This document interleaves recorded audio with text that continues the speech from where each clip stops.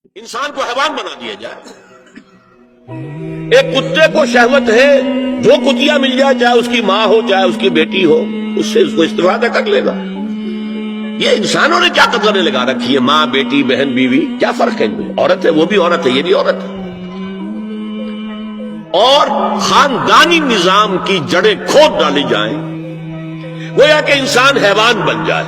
اور یہ نوٹ کر لیجئے پلیز کہ یہود کی جو ایک تو کتاب ہے تورات, ایک ہے تالمود. تالمود ان کی فقہ کی کتاب ہے. تالمود کی تعلیم یہ ہے کہ یہ باقی جتنے انسان ہیں, اصل انسان تو صرف ہم یہودی ہیں, یہ باقی جتنے انسان ہیں گوئمز, اور ان کے لیے دوسرا لفظ ہے جینٹائلز, یہ اصل میں انسان نما حیوان ہے. انسان نما حیوان. اور جبکہ انسان کا حق ہے حیوان کو استعمال کرنا, ایکسپلائٹ کرنا.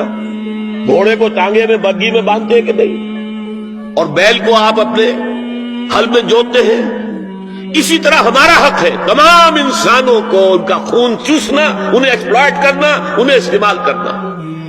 اور اس کے لیے بہترین طریقہ یہ ہے کہ انہیں واقعتاً حیوان بنا دیا جائے, انسانی اقدار ان سے چھین لی جائے. حیوان بنیں گے تو پھر کام کریں گے ہماری مرضی کے مطابق.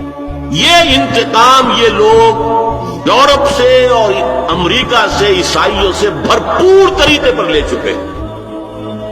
شرم اور حیا نام کی کوئی شے نہیں ہے, عصمت و عفت کا کوئی حساب نہیں, کوئی ذکر ہی نہیں. اور گواہیاں کیا ہے؟ پریزیڈنٹ کلنٹن نے کہا تھا 2 سال پہلے یا 3 سال پہلے, وہ جو ان کی اینوئل سپیچ ہوتی ہے, state of the union address, اس نے کہا تھا عنقریب ہماری قوم کی اکثریت حرام زادوں پر مشتمل ہوگی. یہ حرام زادے کا لفظ میں نے ترجمہ کیا ہے born without any wedlock. ایک تو ہوتا ہے ایک مرد اور عورت کی شادی ہوئی ہے, نکاح ہوا ہے, پھیرے پڑے, کچھ بھی ہوا ہے, لیکن اعلانیہ طور پر وہ اب شوہر اور بیوی کی حیثیت سے ہے, تو ان کی اولاد ہو رہی ہے, جائز اولاد ہے. ایک بغیر شادی کی اولاد ہو رہی ہے تو یہ حرامی ہے, حرام زادے ہے. انہوں نے کہا کہ ہماری قوم کی اکثریت حرام زادوں پر مشتمل ہے. ہومو سیکسولیٹی, لیسبینز, گیز, اور بالکل ڈکلیئر کرتے ہیں. پادری ڈکلیئر کرتا میں گے ہوں, سینیٹر ڈکلیئر کرتا میں گے ہوں. انہیں کوئی شرم ہی نہیں, اس کے اندر کوئی حجاب نہیں, اعتراف کرنے کے اندر کہیں بھی کسی طرح کی رکاوٹ نہیں, ہچکچاہٹ ہی نہیں. جنسی لذت ہر طریقے سے حاصل کی جا سکتی.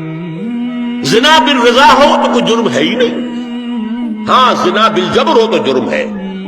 کہ یہ مغرب یہودیوں کی سازش کے تحت اور امریکہ کی عظیم قوت کو استعمال کرتے ہوئے, سول سپریم پاور آن ارتھ, آج یہ ہمارے گرد گھیرا تنگ کرتے چلے آ رہے ہیں کہ ہمارا معاشرتی نظام بھی تلپٹ ہو جائے, درہم برہم ہو جائے, ہماری اقدار بھی ختم ہو جائے, ہمارے ہاں بھی عورت اور مرد بالکل برابر ہونے کے مدعی ہو کر میدان میں آ جائیں, عورت مرد بن جائے, مرد عورت بن جائے, مردوں کی شادیاں ہو جائیں کہ ایک مرد شوہر اور ایک مرد بیوی اور رجسٹر ہو جائے شادی. لیسبینز کی شادیاں ہو جائیں کہ ایک عورت شوہر ایک عورت بیوی اور رجسٹر ہو جائے شادی. یہ سارا کام ناقل ارض ننقصھا من اطرافھا, اس کی مثال کیا ہے کہ پہلے اس پروگرام کے تحت 1994 میں کانفرنس ہوئی قاہرہ میں, عرب ورلڈ کا وہ مرکز ہے. دوسری 1 سال کے بعد کانفرنس کر دی بیجنگ میں, اور اس کے بعد بیجنگ +5 کانفرنس ہوئی ہے. نام اس کا کیا تھا کانفرنس کا؟ Women 2000, gender equality, development and peace for the 21st century.